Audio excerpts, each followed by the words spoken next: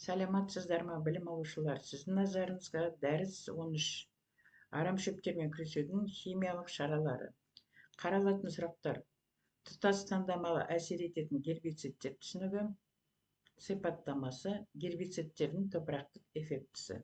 Дәнді дақылдар егістерінде қос жарнақты арам шөптерге қарсы қолданылатын гербицидтер, екі түрді тобына жататын гербицидтердің сипаттамасы. Тұтас таңдамалы әсер ететін гербицидтер түсінігі, сипаттамасы, гербицидтердің топырақтық эффектісі. Дәрілік түйежонышқа бұршақ тұқымдасына жататын 2 жылдық арам шөптер. Сабағының биіктігі 1,5-ден 2 метр аралығында. Құрғақшылыққа төзімді, өсімдік тамыры өте тереңге бойлайды, сондықтан топырақты кептіріп жібереді. Бұл арам шөп тұқыммен көбейеді. Бірінші жылы қыстайды, ал екінші жылы тұқым құрады. Бір өсімдік 17 мыңға дейін тұқым береді. Тұқымның ұзындығы 1,8 мм-ден, ал көлденесі 1,5 мм шамасында болады.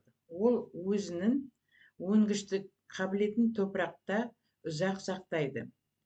Көптеген ғылыми зерттеулердің мәліметтері бойынша дәрілік түйежонышқаның тұқымы өзінің өнгіштік қабілетін 5 жылға дейін, ал Америка Құрама Штаттары ғалымдарының зерттеулері бойынша 70 жылға дейін сақтайтын көрінеді.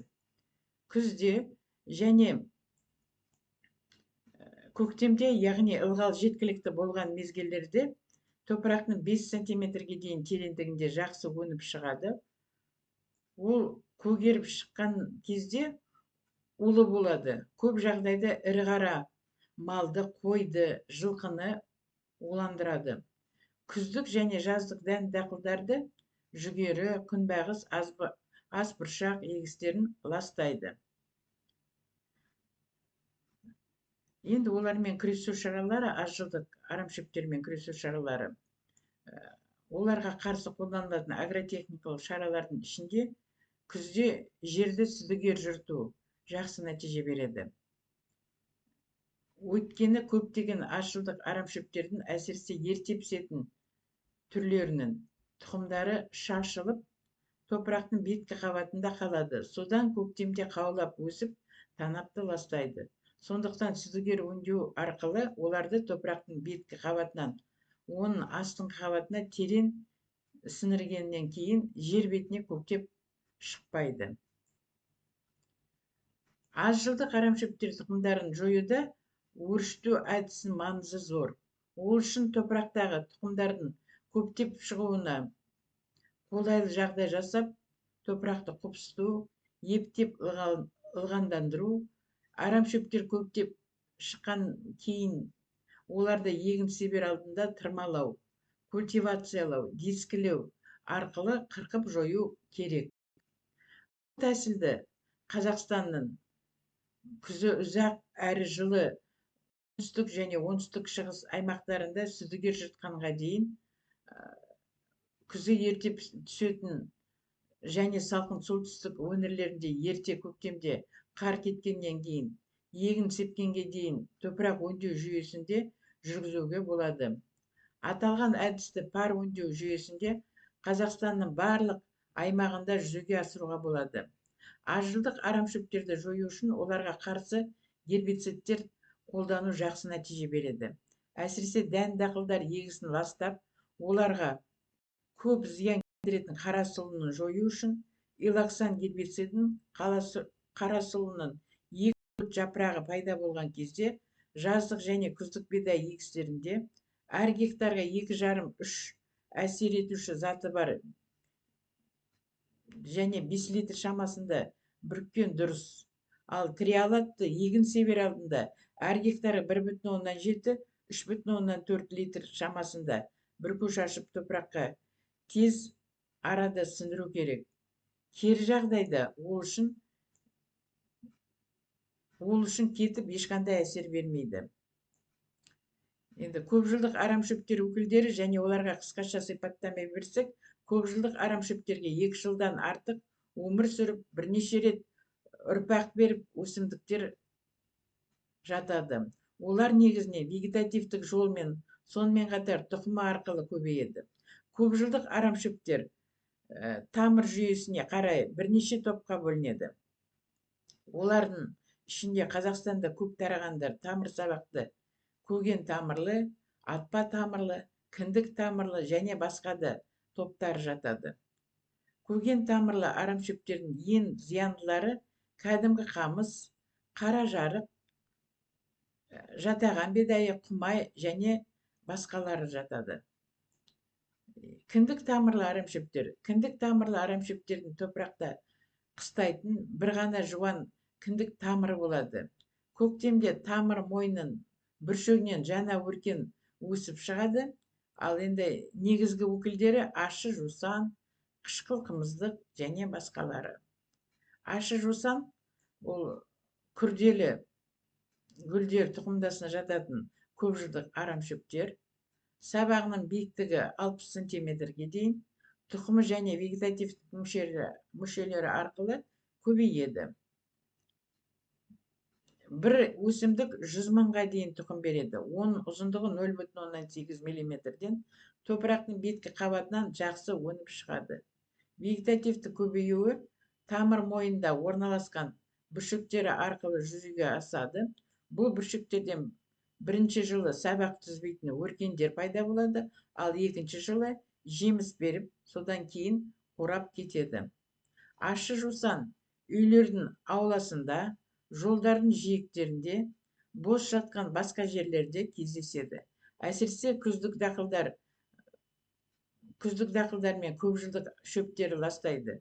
Өсімдіктердің ащы иісі болады, сондықтан малдар жемейді. Ал егер сиырлардың жеміне араласып кетсе, онда сүтке кермек ащы дәм береді. Тамыр сабақты арамшөптер өкілдері. Бұл топтың арамшөптер тұқымынан және түрі өзгерген жер астында тамыр сабағының көмегімен өніп өседі. Бұлар өте зиянды арамшөптер. Қазақстанда суармалы егіншілігінде кәдімгі қамыс, қара жырақ, құмай, ал республикалық солтүстігінде суарылмайтын жерлерінде жатаған бидайық кен аудан алады. Ал енді жатаған бидайық астық тұқымдасына жататын көпжылдық арамшөп, сабағының биіктігі 1 метрдей болады. Бұл арамшөп тұқымы және вегетативтік мүшесі арқылы көбейеді.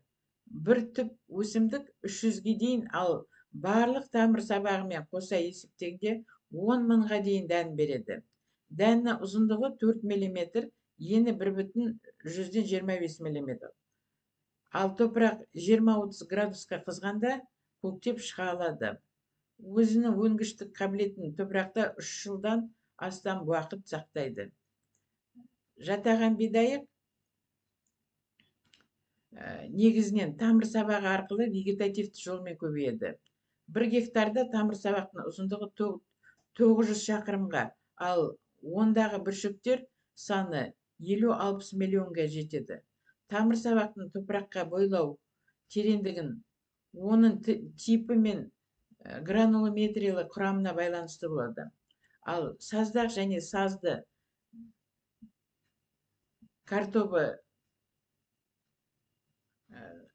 қара топырақта Ақмола облысы жағдайында 5-10 сантиметр, кәдімгі орташа қара шірікті қара топырақты солтүстік Қазақстан облысы 10-12 сантиметр, ал жеңіл қара топырақты солтүстік Қазақстан облысында 15-18 сантиметр тереңінде жатаған бидайық өсіп шығады.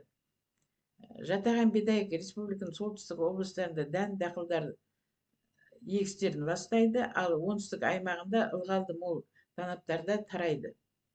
Кәдімгі қамыс. Бұл астық тұқымдасына жататын көпжылдық арамшөп, сабағы биік, 3 метрден асады, жуандығы 1,2-ден 1,15 сантиметр аралығында. Іші қуыс болады. Бұл өсімдіктің шашақ гүлінде 5 мыңнан 50 мыңға дейін дән болады. Оның ұзындығы 2 мм шамасында. Жердің беткі қабатынан жақсы өніп шығады. Ал кәдімгі қамыс тамырсабақтары арқылы жақсы көбейеді. Топырақтың 40-60 см тереңдігінде бойлай өседі. Көп жағдайда бұл 1 шаршы метр жердегі тамырсабақтың ұзындығы 27 метрге жетіп, ондағы бүршік саны 600-ден асады. Кәдімгі қамыстың тамырсабағы 2-3 метр тереңдікте көлбеу, содан кейін майысып жоғары қарай өседі. Майысқан тұсында күшті тамырланып, тек бағытта өсетін тамырсабағын құрайды. Олар келер жылы жаңа өсімдік өсіп шығады.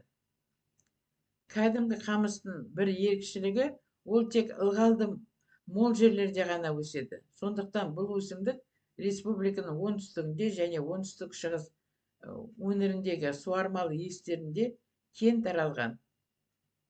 Қаражырық және соражырық деп атайтын арамшөп, бұл астық тұқымдасына жататын көп жылдық арамшөп, сабағының биіктігі 48 см.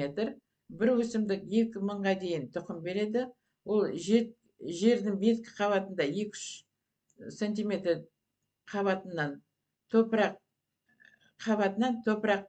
20-30 градус қызған мезгілде көктеп шығады. Бірақ қаражырықтың тұқым арқылы көбею мүмкіндігі жоқтығын айта кетуге болады. Бұл арамшөп негізінен вегетативтік мүшесі тамырсабағы арқылы көбейеді. Ол топырақтың 15-20 см қабатында орналасқан.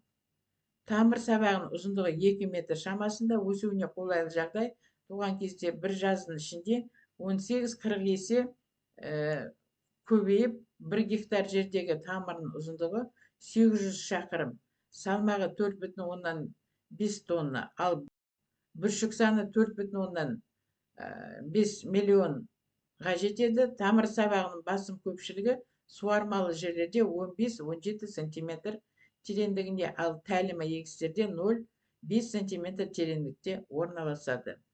Қаражырық орман көшеттерінде, бау-бақшаларда, жүзім өсетін жерлерде және егістерде залалдайды. Ол республиканың суармалы жерлерінде, әсіресе Алматы, Қызылорда және оңтүстік Қазақстан облыстарында себілетін мақта, көкөніс, мал азығы дақылдарын егісінде өседі. Назарларыңызға рахмет, сау болыңдар.